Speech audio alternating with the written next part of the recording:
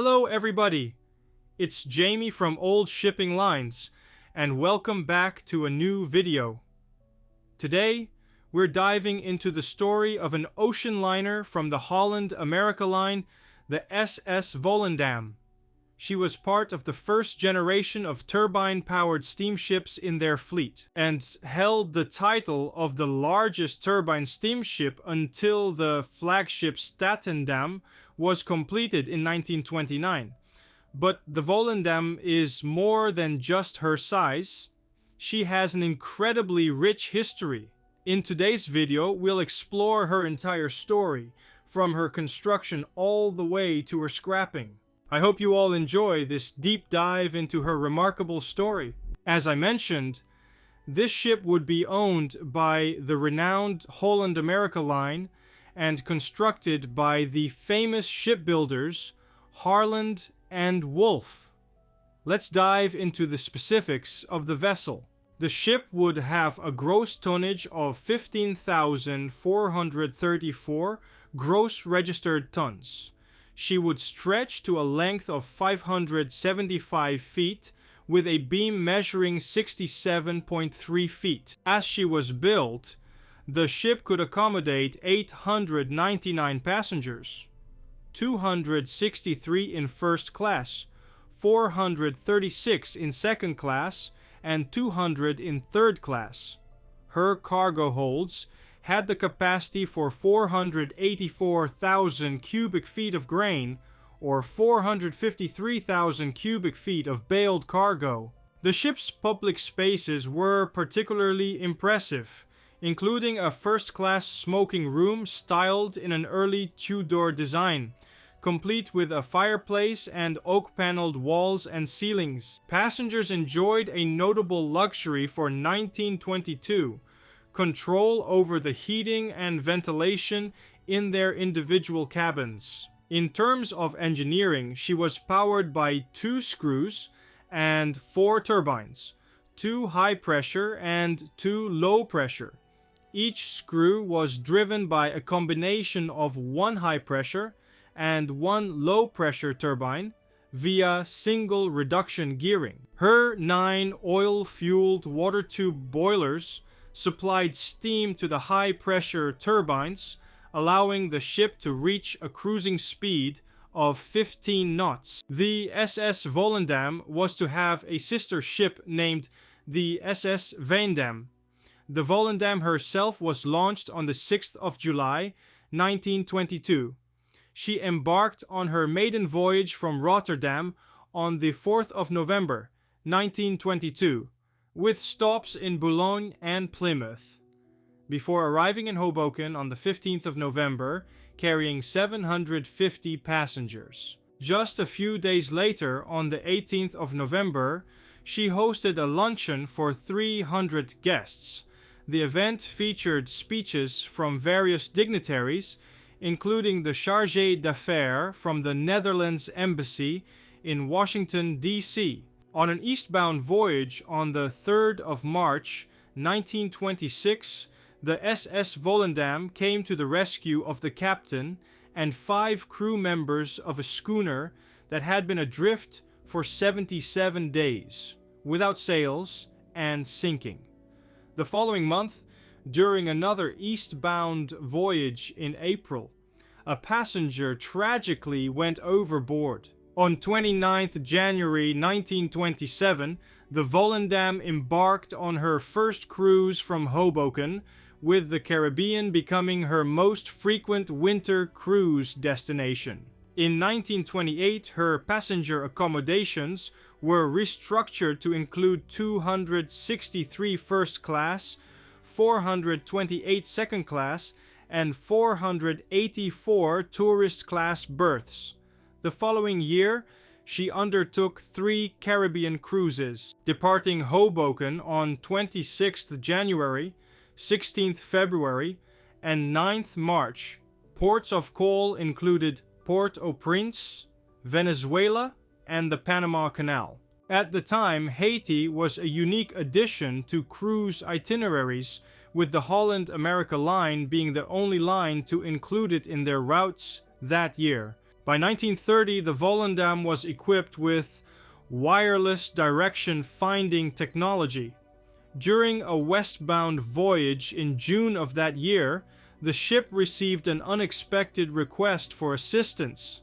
The wireless operator aboard Charles Kingsford Smith's Fokker F-7 aircraft Southern Cross, which was in the midst of a 12-hour transatlantic flight to Newfoundland, contacted the Volendam for navigational bearings. The ship responded with her coordinates, approximately 51 degrees north, 25 degrees west, informing the aircraft that it was about 30 nautical miles to the north. The onset of the Great Depression in 1929 led to a severe decline in global shipping activity. To adapt to the challenging economic conditions, adjusted its fare structure on 24th December 1930 for the upcoming year. Previously divided into summer, winter, and intermediate seasons, the fare system was simplified to just summer and winter rates, accompanied by significant fare reductions. On board the Volendam and her sister ship Veendam, the minimum first-class fare was set at $122.50 for summer and $165 for winter. The fare for a two-berth cabin with a window and ensuite bathroom was reduced from $345 to $222.50. Meanwhile, a two-berth cabin on A deck with an outside window was reduced from $275 or $285 to $212.50. On October 3rd, 1931, the Volendam departed Hoboken, transporting $10 million in gold destined for banks in Amsterdam. In March 1933, she was set to sail on a Caribbean cruise from Hoboken, though the voyage was shortened to 9 days due to changes in the itinerary. Later that year, in July, she undertook a grand 54-day Mediterranean voyage covering 13,000 nautical miles and visiting 12 countries, including Norway, to explore its fjords, before returning to Hoboken in August. By May 1934, the Volendam notably carried the exiled German author Thomas Mann and his wife to the United States, where Mann worked on his book Meervaart mit Don Quixote. That same year, the ship's wireless call sign was changed to PIHP, and she began offering shorter cruises, such as a 7-day voyage to Norway and Denmark. In early 1935, National Tours chartered the Volendam for a series of cruises to the Caribbean and South America. However, a planned March voyage to Havana was cancelled due to political unrest in Cuba, with passengers transferred to the Rotterdam for an alternative route.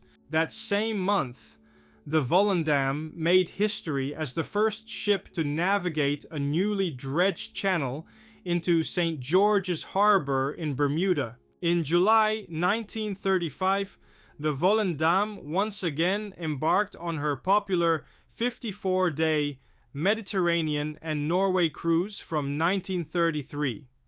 The voyage, fully booked with 450 passengers, included a picturesque passage through Norway's Narøy Fjord to Gudvangen. On 29 September 1935, the ship Rotterdam ran aground on the Morant Quays near Jamaica during the 1935 Cuba hurricane. The Ariguani, a banana boat from Elders and Fifies, evacuated all 460 passengers and 70 crew members, transporting them safely to Kingston. Meanwhile, on the 1st of October, the Volendam left Hoboken without passengers. By 7th October, she had arrived in Kingston to pick up 350 of Rotterdam's stranded passengers and crew, bringing them back to Hoboken on 11th October. The Rotterdam was successfully refloated on the 5th of October. In January 1936, the Holland America Line reclassified the Rotterdam, Volendam, and Volendam as cabin-class ships. The one-way fares for the Volendam and Volendam were reduced from $149.50 to $141.50 during the summer season, and from $142.50 to $134 in the off-season. The Holland America Line was the last major shipping line to adopt the cabin class system. In March, the Society of Beaux-Arts chartered the Volendam for a charity fundraising cruise to Nassau, benefiting the Architects' Emergency Relief Fund. Scheduled to depart Hoboken on March 11th, the cruise had a passenger limit of 250. The Volendam didn't always operate on a consistent schedule of either transatlantic services or cruises. At times, she alternated between different duties within the same season. For instance, in 1937, during the winter cruise season, she departed Rotterdam on the 13th of February, reached Hoboken on the 24th of February, left Hoboken on the 27th of February, and arrived in Bermuda on the 1st of March. In 1937, both the Volendam and the Volendam underwent extensive refurbishments to their passenger accommodations. In third class, upper berths were removed and new wardrobes and furniture were added. Additionally, noiseless fans were installed in the cabins, public areas were recarpeted, and the dining saloons were updated with new chairs and smaller tables. First class and tourist class cabins were also refurbished, and cocktail bars were introduced near the dining saloons. On February 7th, 1939, the Volendam arrived in Hoboken, carrying gold worth $18 million from Europe.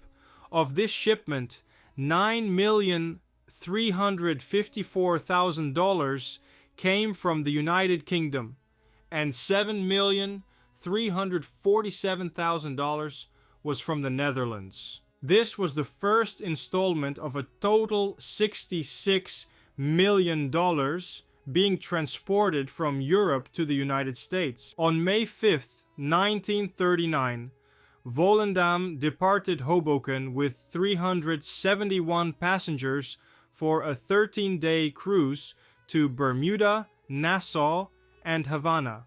After calling at Nassau, she was en route to Bermuda when, on May 9th, she struck a submerged object, damaging one of her propellers and forcing her to slow down. The ship's captain canceled the Bermuda stop and headed straight back to Hoboken for repairs. Passengers were given the option of either a 50% refund or an 8-day cruise aboard the Rotterdam, departing Hoboken on June 3rd. In May 1939, the Holland America Line purchased the Red Star Line, which had been forced to sell by the German government under Arnold Bernstein's direction.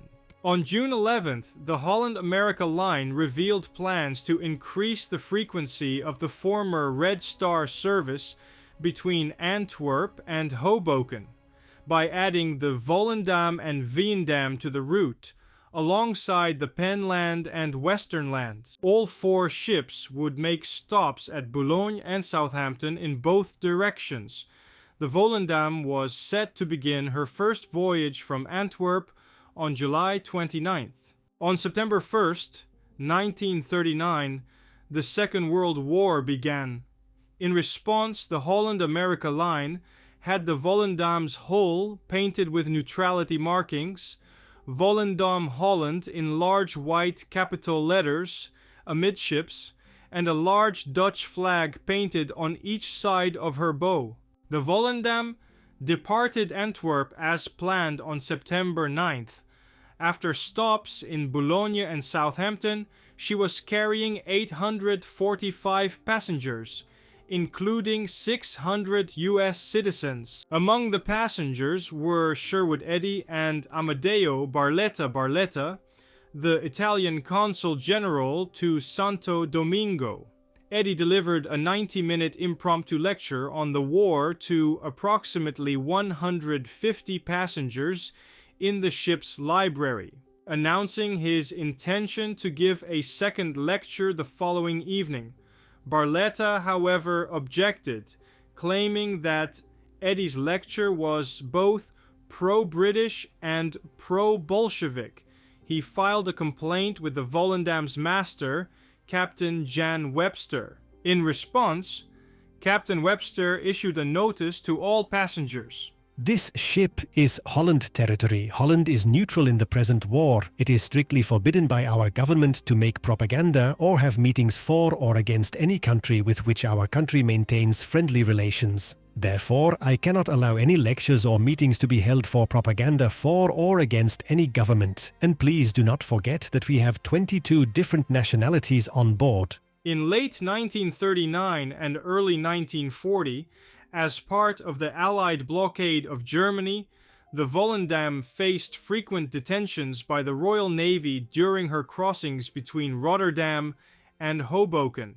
After reaching Hoboken on September 21, 1939, she was detained multiple times en route to Europe, often at Weymouth Bay or the Downs, which extended each round trip to over 2 months. In December 1939, the Volendam's return voyage to the Netherlands was delayed significantly, with detentions lasting up to a week. On a voyage in February 1940, she transported 535 passengers, including refugees fleeing Europe. By April 1940, while carrying sacks of mail, British authorities seized her cargo during a stop in Southampton. On her last voyage before the German invasion of the Netherlands, the Volendam was detained in Weymouth Bay from the 6th of May 1940 and was still held there when Germany invaded on the 10th of May. The Volendam departed Weymouth Bay on May 25th and sailed to London. By May 27th, Germany had occupied the entire Netherlands. On June 7th, the Dutch government in exile and the UK government established a British Netherlands shipping committee in London. In response, the Holland America Line announced that they would charter all of their transatlantic ships to the UK government, with the exception of their flagship, the SS New Amsterdam. The Volendam completed one final North Atlantic crossing to Hoboken and back. She departed London on the 13th of June, and the following day joined convoy OA168GF, which was forming at sea off Southend. After briefly detaching from convoy OA168GF to call at Southampton, she rejoined convoy OA169 to continue her outward voyage. When OA169 dispersed at sea, Volendam arrived in Hoboken on the 1st of July. She disembarked 223 passengers, including 79 child refugees from Britain. Notable figures on board included motor racer Kay Don and his wife, Dutch artist and cartoonist Louis Remekers, and a Lithuanian woman described as stateless due to the Soviet occupation of the Baltic states since 15 June. Among the cargo carried from Britain were 1,585 cases of Scotch whiskey. On 10 July, the Volendam departed Hoboken, and 2 days later, she arrived in Halifax, Nova Scotia. There, she joined eastbound convoy HX58, which set sail on the 15th of July and reached Liverpool on the 31st of July. Upon arriving in Liverpool, Volendam took on 320 children from the Children's Overseas Reception Board, along with 286 other passengers, including 74 children from Scotland. On 29th August, the Volendam departed with convoy OB-205, carrying the convoy's Commodore, Rear Admiral G. H. Knowles, DSO. OB-205 dispersed at sea the following day. On 29th August, the Volendam departed with convoy OB-205, carrying the convoy's Commodore, Rear Admiral G. H. Knowles, DSO.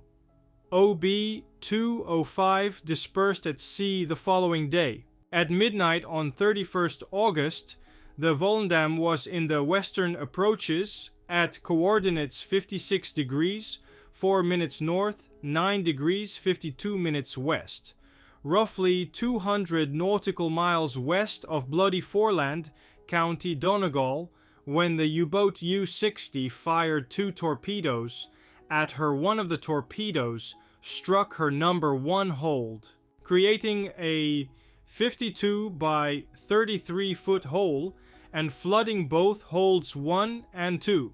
Captain Jan Webster immediately ordered the ship to be abandoned. All 18 lifeboats were launched, and while all but one of the 606 passengers and nearly all of Volendam's 273 crew safely evacuated, there was one fatality. The purser was climbing down a rope ladder to one of the boats when a swinging pulley struck his head, knocking him unconscious. He fell into the sea and drowned. The official account states that the children boarded the lifeboats in high spirits, singing songs like "Roll Out the Barrel" and "Run, Rabbit Run." However, one survivor who was 9 years old at the time recalled, "I vividly remember running through the corridors, watching the watertight doors begin to close. I was terrified I'd be left behind, stuck down there, all alone. The alarms were deafening, and an attendant told us to grab what we could and head up to our boat stations. On deck it was dark and windy, and the ship was listing." 4 ships were involved in rescuing survivors. 3 of them were part of convoy OB-205, the British cargo ship Basset Hound, the British tanker Valdemosa, and the Norwegian motor vessel Olaf Fostens. The 4th was the destroyer HMS Sabre, which rescued 32 people from one lifeboat, including several children. The survivors were taken to Gourock in Renfrewshire. The Volendam listed but remained afloat. A skeleton crew of engineers stayed aboard after everyone else abandoned ship, hoping to salvage the vessel. One Glaswegian child, known only as Robert, slept through the ship's evacuation. He woke sometime after midnight, came up on deck, saw that all the lifeboats had been launched, and went back to bed. In the morning, he woke again to find the ship's list had increased and discovered a piece of the torpedo, which he kept.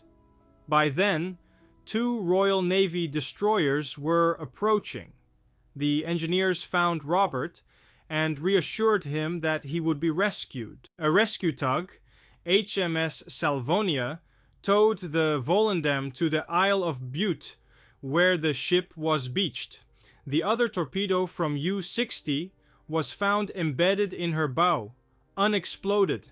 Some sources suggest that the torpedo didn't detonate because the explosion of the first torpedo had blown off its warhead. Robert was landed at Greenock in Renfrewshire and later reunited with his father at Gourock. There, Geoffrey Shakespeare, chairman of the Children's Overseas Reception Board, met Robert's father and persuaded him to keep quiet about the fact that Robert had been left behind during the ship's evacuation. The Volendam was refloated and towed from Butte on the 14th of April 1941. The next day she arrived in Birkenhead, where Kamel Laird repaired the ship and converted her into a troop ship capable of carrying 3,000 troops. On the 5th of July she departed the River Mersey for the Firth of Clyde. On the 8th of July she left the Clyde under naval escort en route to Allied-occupied Iceland, where US Task Force 19 was set to relieve the Canadian Z-Force. The Volendam was in Iceland from 11th to 12th July and returned to the Clyde on 15th July.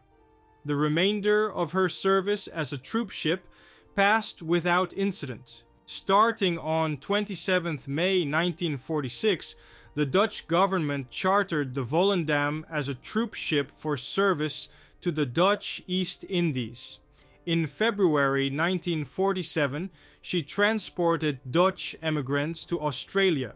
She was later refitted as an emigrant ship with dormitory-style berths for 1,500 passengers, all in a single class.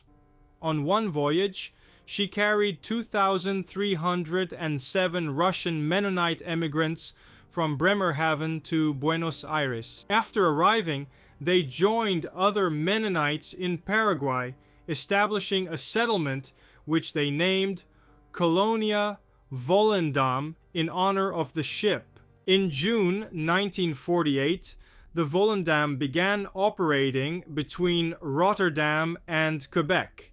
On 2 September 1948, she returned to her Rotterdam-Hoboken route for the first time in more than 8 years, carrying 1,412 US and Canadian students and teachers who had spent their summer vacation in Europe.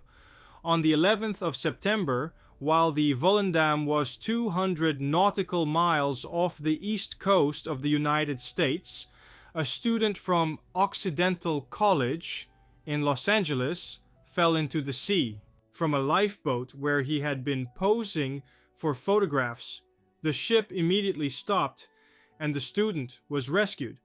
The Volendam arrived in Hoboken the following day. In September 1949, on a similar voyage, the Volendam brought 1,393 US and Canadian students to Hoboken after their summer vacation in Europe. On 25th February 1951, Volendam arrived in Hoboken from Rotterdam with only 58 passengers. 2 weeks later, the Holland America Line announced that she would make 6 transatlantic round voyages at monthly intervals from March to September 1951. One-way fares were $145 for a dormitory berth or $155 for a multiple berth cabin, while round-trip fares were $300 for a dormitory or $320 for a multiple berth cabin. 5 of the sailings would be between Rotterdam and Hoboken, with the exception of June, when she would sail to Quebec to pick up students traveling to Europe for the summer. The Hoboken voyages appear not to have occurred. However, on the 26th of June, the Volendam embarked around 950 students in Montreal and landed them in Rotterdam on the 8th of July. She re-embarked the students in Rotterdam on the 5th of September, made a stop in Le Havre the following day, and then took them back across the Atlantic. The Volendam made her final voyage from Rotterdam to Quebec in October 1951. The Volendam was laid up in Rotterdam on the 13th of November 1951. She was sold for scrap for an amount estimated to be around $1 million US. There is some disagreement among sources regarding the exact timing of the sale, with some stating it occurred at the beginning of November 1951, while others suggest it was on the 3rd of February 1952. Similarly, the date of her final voyage to the breaker's yard is uncertain, with some sources listing 17 March and others 6th June 1952. She was eventually dismantled in Hendrik Ido Ambacht. This video was a special request from a longtime subscriber and friend named Drew, to whom I extend my heartfelt thanks. I had a blast making this video and learned so much along the way. I truly hope you all enjoyed it. If you'd like to see the story of your favorite ship, or perhaps its wreck, don't hesitate to ask in the comments section below. And who knows, maybe she'll make an appearance in a future video. Thank you all for watching. And that marks the end of a video, my friends. Thank you all so very much for watching. I hope you guys enjoyed it. Now, if you liked what you saw, please consider subscribing to the channel, as that would help out the channel a lot. Now, if you have any thoughts, comments or questions, please leave them in the comment section down below, as I absolutely love reading your comments. And please let me know in the comment section down below as well what ships you would like me to cover in the future. Now be as well sure to check out our social media pages. We are on Twitter, we are on Instagram, and we also recently have a website, oldshippinglines.com, where we have articles of the ships we cover and we have book reviews as well. I think you will enjoy the website very much. Now, with that out of the way, guys, I wish you all a good night or day, wherever you are. Stay safe, stay happy, and we will see each other on the next video. Goodbye, my friends.